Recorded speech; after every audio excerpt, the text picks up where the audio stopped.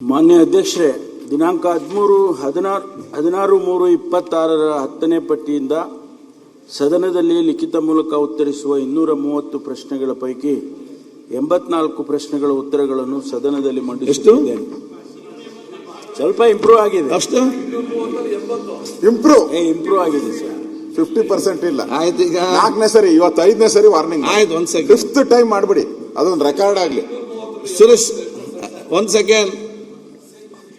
ಇವತ್ತು ಯಾಕಂದ್ರೆ ಕೇಳಿ, ಪರ್ಸೆಂಟೇಜ್ ಬೇಡ ಅಂದ್ರೆ ಯಾವ್ದ್ರಲ್ಲಿ ಇದು ಮಂತ್ರಿಗಳು ಮತ್ತು ಸರ್ಕಾರ ಸತ್ತೋಗಿದೆ. ಶ್ರೀನಿವಾಸ್, ತಿಥಿ ಮಾಡಬೇಕು, ಕ್ವಶನ್ ಸತ್ತೋಗ್ಬಿಟ್ಟಿದೆ. ಆಯ್ತು, ನಾನ್ ಮೊನ್ನೆ ತಿಥಿ ಕಾರ್ಡ್ ತೋರಿಸ್ತೆ, ಯಾವ್ದೋ ತಿಥಿ ಕಾರ್ಡ್ ತೋರಿಸ್ತೆ, ಹಂಗಾಗ್ಬಿಟ್ಟಿದ್ದು. ಈಗ ಉತ್ತರ ಕೊಡೋದು ಖುಷಿಯಾಗಿದೆ. ಅವ್ರು ಯಾರು ಒಬ್ರು ಎಚ್ಚೆತ್ಕೊಂಡಿಲ್ಲ ನೋಡಿ ಅಧಿಕಾರಿಗಳು. ಈಗ ಬಂದ್ ಕೂತ್ಕೊಂತಾರೆ, ದೇವ್ರ ತರ ಬಂದ್ ಕೂತ್ಕೊಂತಾರೆ, ದೇವ್ರ ತರ ಆರಾಮ್ಸೆ ಮನೆಗೆ ಹೊರಟೋತಾರೆ. Find a solution. Find a solution, not a solution triggering. ಆಯ್ತು, ಈಗ ಕೊಡಿ, ಶೂಟ್. ಓಕೆ.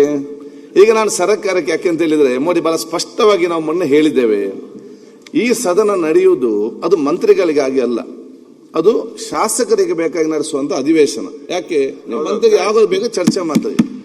3 ತಿಂಗಳಿಗೊಮ್ಮೆ ಶಾಸಕರು ಸೇರಬೇಕು, ಅವರಿರೋ ಸಮಸ್ಯೆಯನ್ನು, ಅವರ ಊರಿನ ಸಮಸ್ಯೆಯನ್ನು ಚರ್ಚೆ ಮಾಡಬೇಕು. ಅದಕ್ಕಾಗಿ ಎಲ್ಲಾ ಪಕ್ಷದವರು ಕೂಡ, ಎಲ್ಲಾ ಸದಸ್ಯರು ಕೂಡ ಪ್ರಶ್ನೆ ಕೇಳ್ತಾರೆ. ಎಲ್ಲರಿಗೂ ಕೂಡ ಸ್ಟಾರ್ ಕ್ವಶನ್ ಆಗುದಿಲ್ಲ. ದಿವಸ 15 ಮಾತ್ರ ಆಗುವಂಥದ್ದು,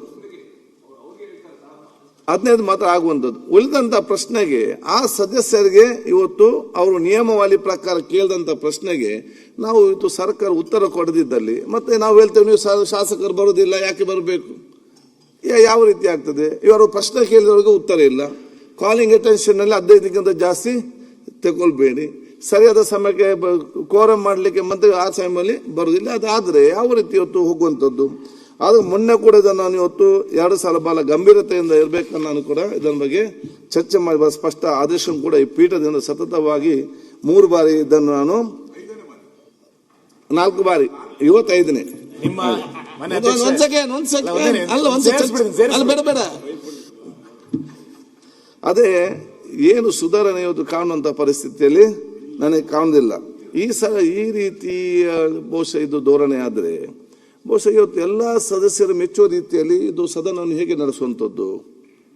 ಆದ ಕಾರಣ ಬಹುಶಃ ಆಗಿಲ್ಲ. ನಾನು ಕೇಳಿದೆ ಅಂತ ಹೇಳಿದ್ರೆ, ಆದ ಕಾರಣ ಇವತ್ತು ಈ ಸಂಬಂಧಪಟ್ಟ ಮಂತ್ರಿಗಳು ಮತ್ತು ಸೆಕ್ರೆಟರಿಗಳು ಬಂದು ಕೂತ್ಕೊಂಡು ಏನು ಸಮಸ್ಯೆ ಯಾಕೆ ಆಗಿದೆ ಆ ಕೊಡ್ತಂದು ಹೇಳುವ ತನಕ ಕೂಡ ನಾನು ಸದನ ನಡೆಸುವುದಿಲ್ಲ. ನಾನು ಎಜೆಂಟ್ ಮಾಡ್ತೇನೆ.